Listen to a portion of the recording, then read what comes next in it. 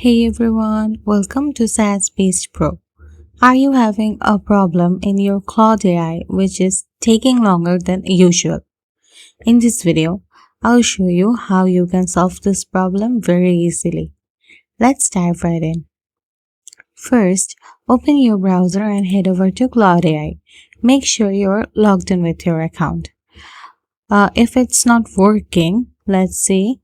Click the link on the description and you'll be on the internet speed once. You have to wait to see the internet speed. The first and foremost step to work Claude AI or to work in Claude AI is having a great internet speed. So make sure your internet speed is stable and it's working smoothly. I'm again checking it. Let's see how the number goes. I'm now having 91 Mbps. It's pretty smooth for work. But still, if your internet speed is stable and it's not working, you have to close the tabs which you are not working on it.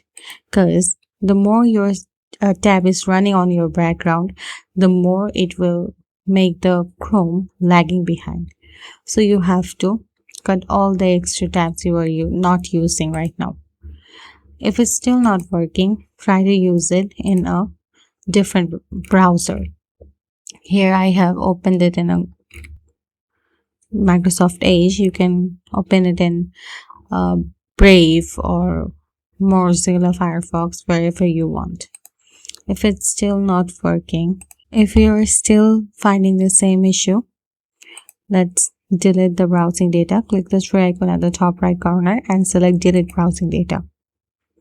Make sure this all time is selected and check the cookies and other side data cache files and click on delete data.